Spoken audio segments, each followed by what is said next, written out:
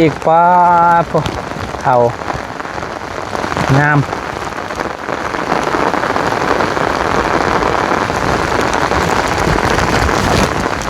หรือว่าเข้าหรือว่าไม่วิกกะงามพี่น้องนี่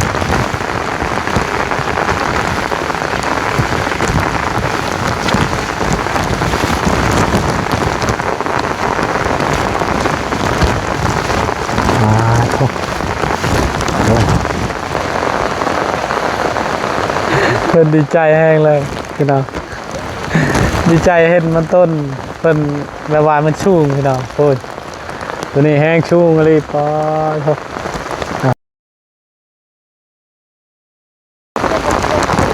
เอาพี่น้องเปิดคลิปเปิดภาพมื้อนี้เนาะพี่น้องการมาพอกับสายพลเนาะพี่น้องมื้อนี้ก็มาอยู่สวนมาเบิ่งเข้าให้เนาะพี่น้อง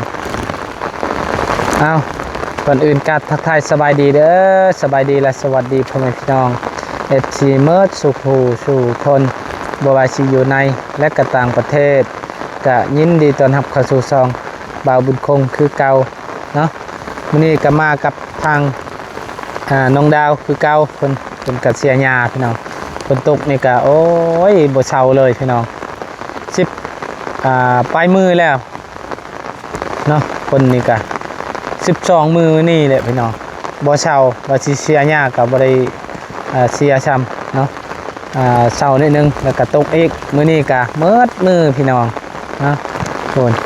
หญ้าก็บักหกนี่พี่น้องเอ้ยข้าวก็โอ้กำลังเริ่มงามแล้วพี่น้องแต่ว่ามันหญ้าหกตัวนี้ผักมื้อนี้แต่ว่าผักมื้อนี้เฮาก็เสียเป็นที่เรียบร้อยแล้วตัวนี้นี่ข้าวก็ประมาณนี้แหละบ่ตอนเฮาเสียตอนนั้นก็ยังบ่ได้ใหญ่ปานใดพี่น้องแต่มาอีกมื้อนี้ตัวเฮาเสียตอนนั้นก็บางอย่างก็ติดบางอย่างก็บ่ได้ติดมันตาย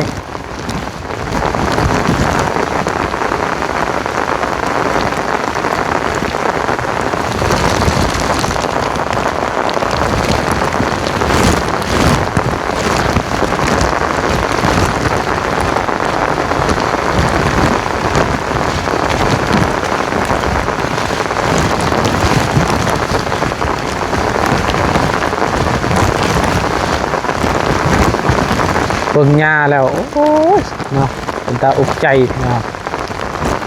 เพราะว่าหญ้ามันหกหลาย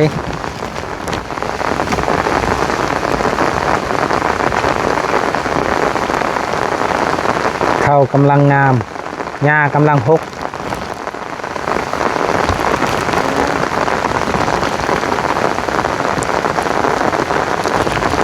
ใหญ่ไหวเนาะตอนเฮาเสียตอนนั้นยังน้อยตัวนี้โอ้ใหญ่ไวแต่ว่าภาคมื้อนี้มันบ่งามนิดนึงเห็นมันมีหญ้าลายเห็นภาคมื้อนี้บ่มีหญ้าใช่เด้อ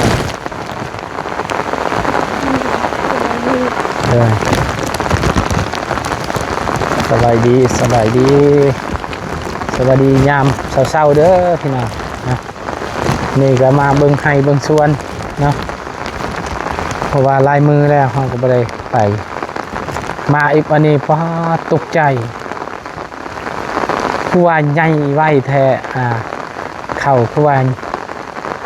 ไม่วิกก็ได้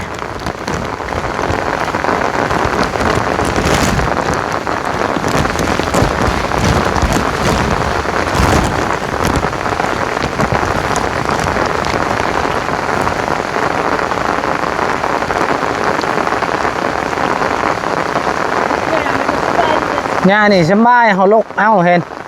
หญ้านี่สบายนิดนึงแต่ว่าเขาเอากระตาไปน้ำคันเขาเสียหญ้านี่เอากระตาแล้วคนออกนอกนี่ปะอยู่บนทางนี่แหละ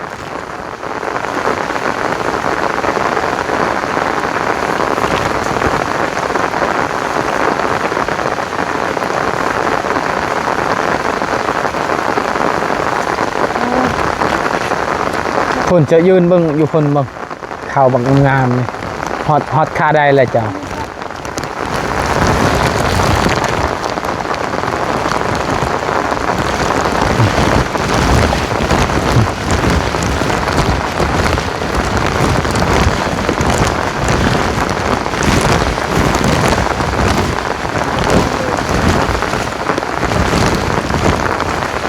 หญ้าตัวนี้บ่ตายอยู่แล้วหญ้าตัวนี้นี่เป็นหญ้านี่นะ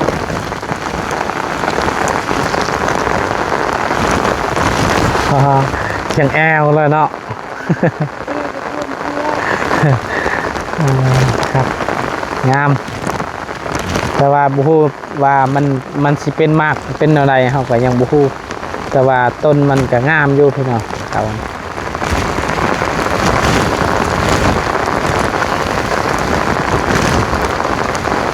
นี่ก็ทางน้องดาวเพิ่นพาไปเก็บผักเก็บไปเบิ่งสวนแล้วเก็บผักเลย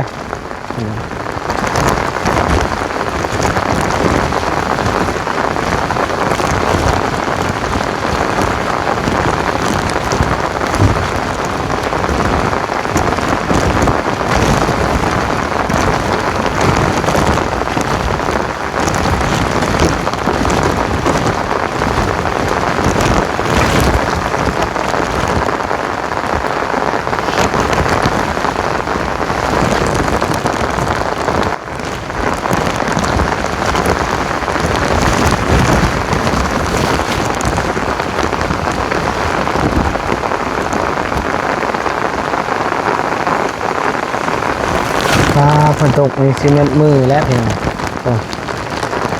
บ่เห็นฮอดภูช่ำ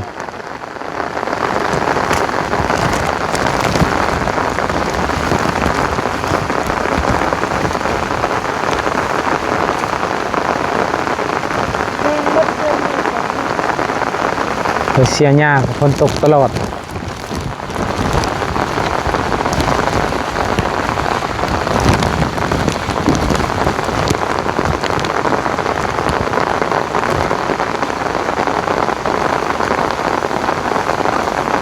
หญ้าจนสิท่วมเข่าเลย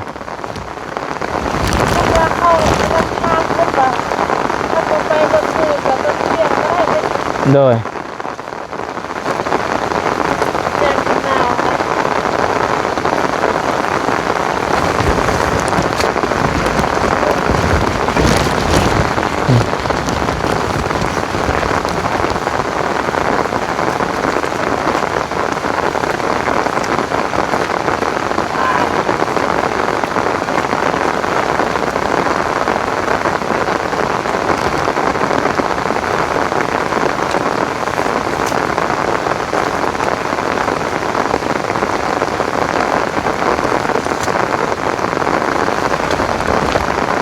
ไปหาเก็บผักอีกไป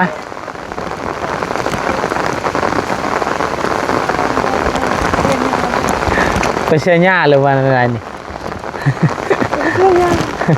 ไปเห็นอะไรมดชวนนี่แหละมันหกมัด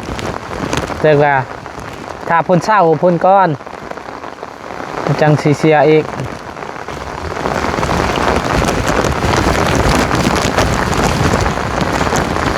หาเก็บผักก่อนนะ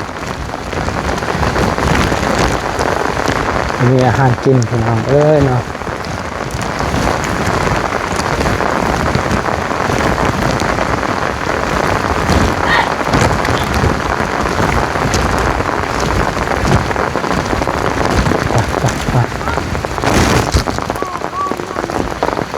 เอาย้อนมาคือมีบ่ย้อนมาเดี๋ยวไป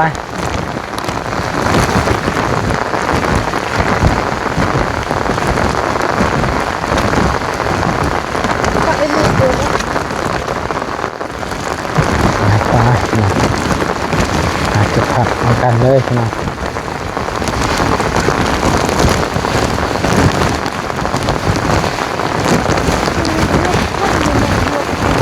บวบตัวแรกก็ชีเป็นยังยอดหมกบวบบ่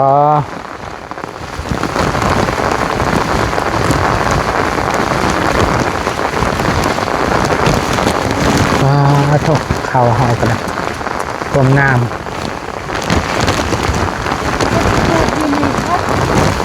นี่ยังก็โดย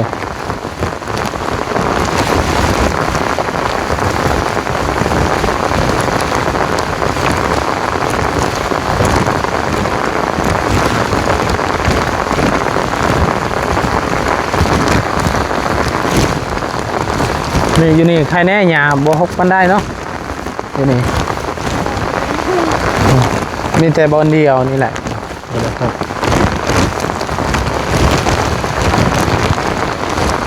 กายหันกะโอ้ย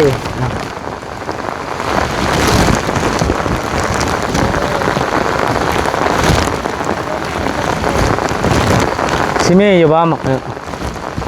เดี๋ยว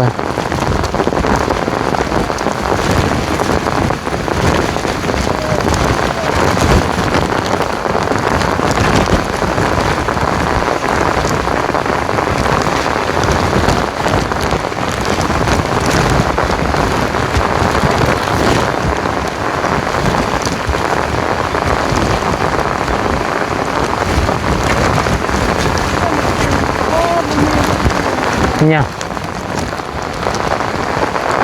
หมักแตงบ่ยังก็อยู่ในแห่งหกเลยเนาะเข่าบ่เห็นเลยอยู่นี่อ้าวมีแต่หญ้าบาดนี่ทางตรงนี้บ่คันเฮาเชียร์หมดหญ้ามันก็งามขึ้นมันขึ้นมันมาขึ้นเด้นี่เบิ่งหญ้าลายเลยนี่เดี๋ยวนี่อ๋อหญ้าพุ่นน่ะจังแม่น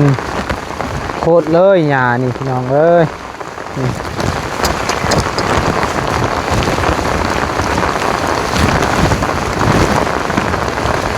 เข้าจนบ่เห็นหญ้านี่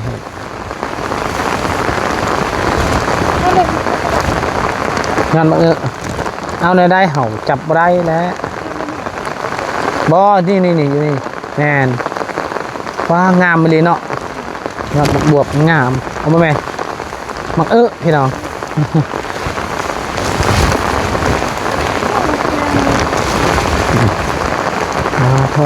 ก็นำตุ่มเลยนะโอ้นี่มาแกล้งเนาะหนาว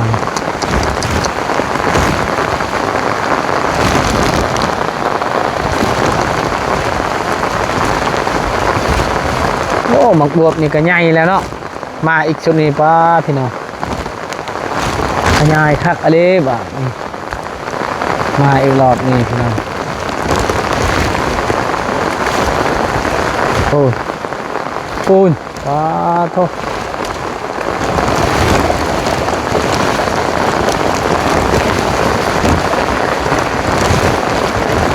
นี่งามดีเนาะนี่จ้ะมาเถอะหลอดงาม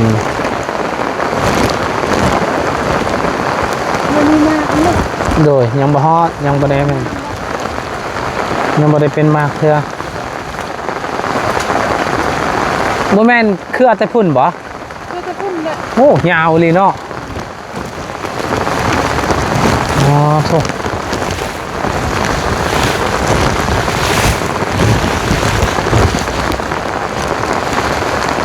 คันเฮาแบบว่าเวลาเฮาเด็ดมันก็สิปรุงลายอีกบัดนี้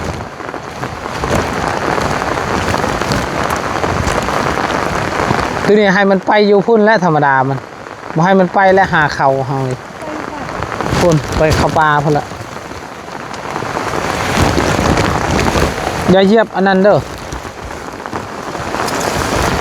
อย่าเหยียบต้นมันคนไปบอกว่าเขาเจ้าสิเอาเนี่ยเอาเขาเจ้าหาหน่อไม้ที่โคตรโพไทยานี่หนองเอ้ย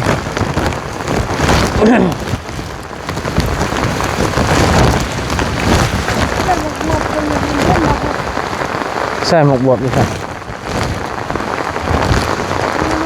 บ่แม่นหมกอยู่ใส่บ่ทันเนาะไปผ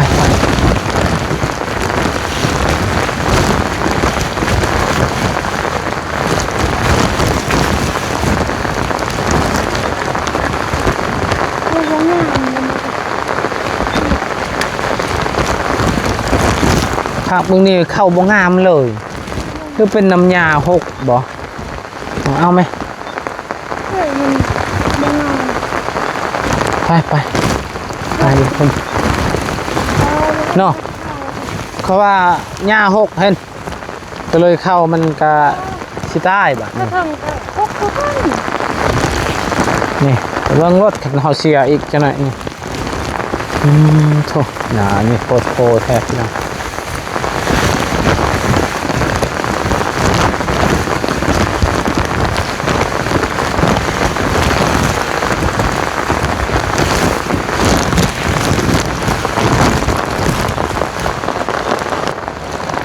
ไปเนาะเห็นยาแล้วก็อึ้งเลย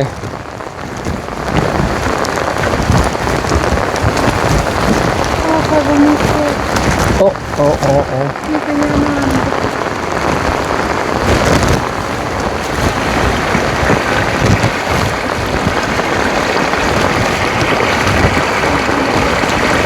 ปึ๊ดจ้ามาไป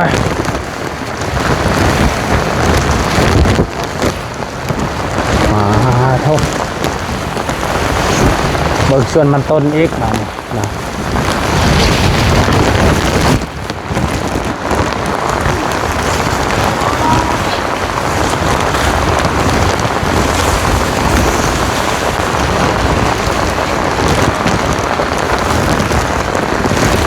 ชวนมันต้นกะไข่แน่นอนหญ้าอยู่ลุ่มเนาะสาธุนี่ไข่เด้ไปลักกล้วยเฮานี่ไข่ไปลักตัดกล้วยเฮานี่แล้วโอ้ย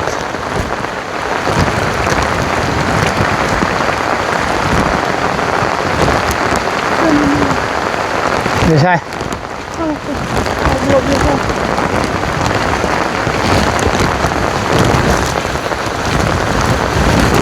โอ้เห็นแล้วทางนั้นแล้ว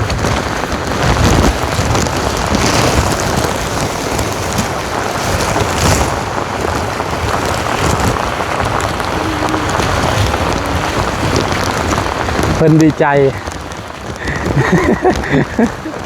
เพิ่นดีใจเห็นมันต้นมันชุ่งแล้วงามเอาพรอีกอ่ะไปลอยแกมน้องไปลอย ไม่ได้ดาบเลย เฮ็ดบ้างเฮ็ดคือเจนอมไปลอยแกมน้องไปลอย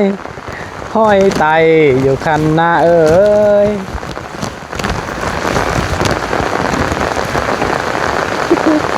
แม่ใจเกินเอ็กซ์ทีไปยักษ์ด้วย เอาจะมาอยู่บ้างบอนนี่เบิ่งมันต้นเจ้าชูงนี่เด้อ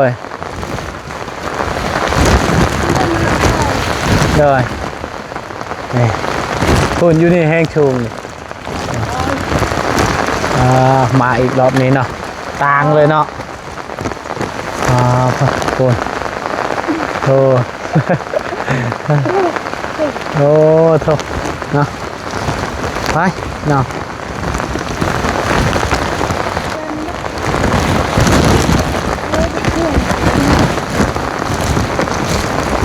เป็นได้ความรู้สึกเห็นมันต้นฮะดีใจป่ะโดย มันงามเลย โดยปีนี้แหล้วเนาะปีกายนี่โอ้ย6 แถว 6 ว่าพี่น้อง บริเชียหญ้าแน่ปีกายนี่คาเวียกลายเพราะว่าบาวบุญคงกะบริอยู่เพื่อนไปหาเฮ็ดเวียกเนาะเพราะว่าปีนี้เฮาก็อยู่เพื่อนเฮ็ดส่วนมันต้นยังนี่กะมันกะสิแปนแล้วก็มันงามพี่น้องปีกายนี่กะบริงาม6 หญ้าเนาะ เด็ก ไปคนละ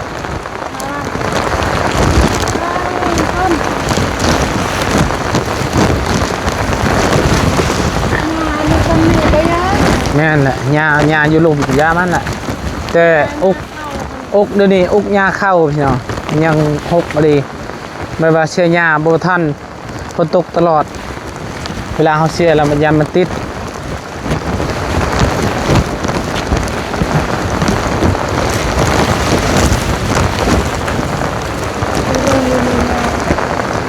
เท่าไหร่ โอ้ยาซ้ำเข้าซ้ำยาพี่น้องไป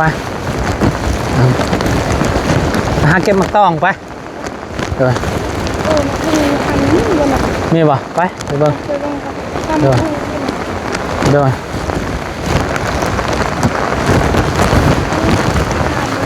ปลาชักไป เดี๋ยว ทำตกโอ้โหกระแทก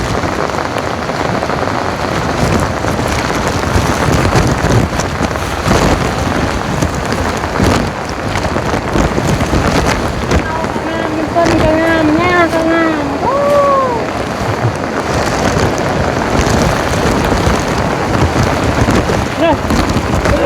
งามตัวนี้แหละก็เนาะเฮ็ดฝนตกนี่เวลาฝนตกเอาเฮ็ดอยู่หญ้าอยู่ชวนเฮายันเข้าก็ออกมาเลยเห็นเฮาดึงเห็น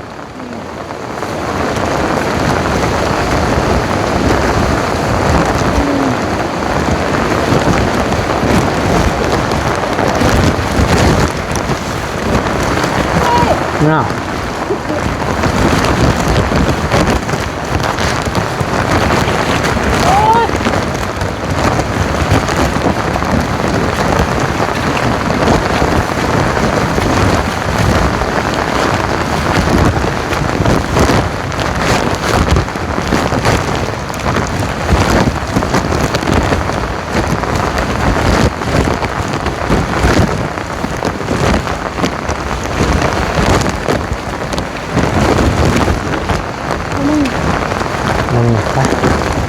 ไปพ้นละโทษนี่มันส่วนข้าเจ้าครับมื่อนี้ส่วนทางฝั่งนี่ส่วนคนไทยบ้านนี่แหละกะบัวลายดอกตัวนี้ก็โดยพอดีกระเทินดินนี่มันบกกว้างพี่น้องโตดินกว้างโตเขาปลูกข้าวหั่นแหละปลูกข้าวหั่นดินกว้างปลูกข้าวปลูกไม่เด็ก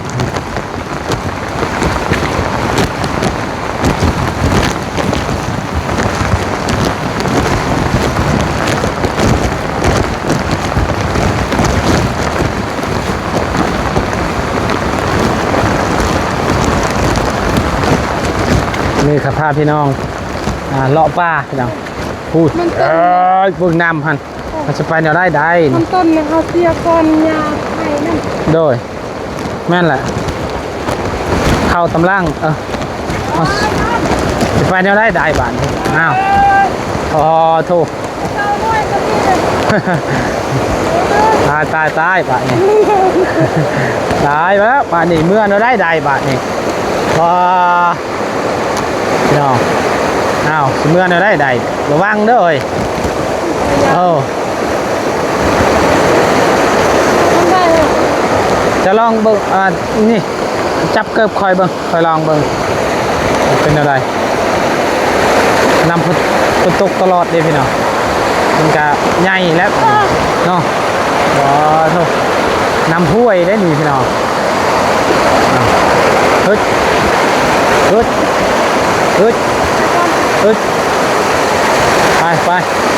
ไปเด้อฮึดโอ้โธ่อย่าเด้อ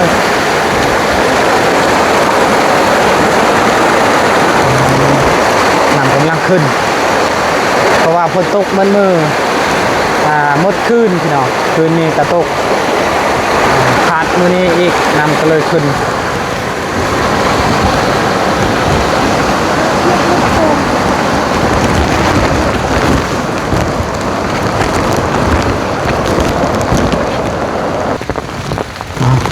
ไปพี่น้อง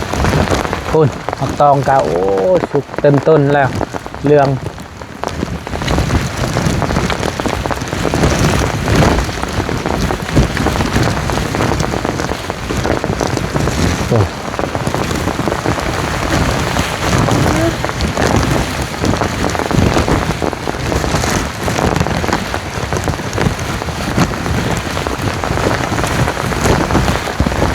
โอ้กูเกือบลม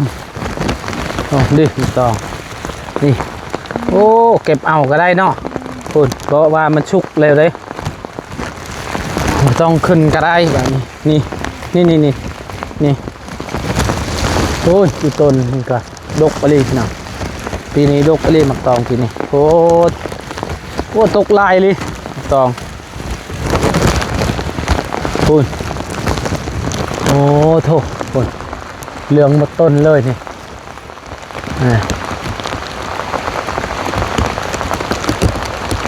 โถลายเลยเอาพี่น้องนะสำหรับคลิปนี้นะบางคงกสิขอจบคลิปปิดคลิปเลยเพียงเท่านี้ก่อนพ่อแม่พี่น้องFCเมื่อสุขุทุกคนที่ติดตามและรับชมขอบคุณกับคนยังไงก็ดีเมื่อทุกท่านกับคลิปนี้ไปแล้วเด้อสบายดี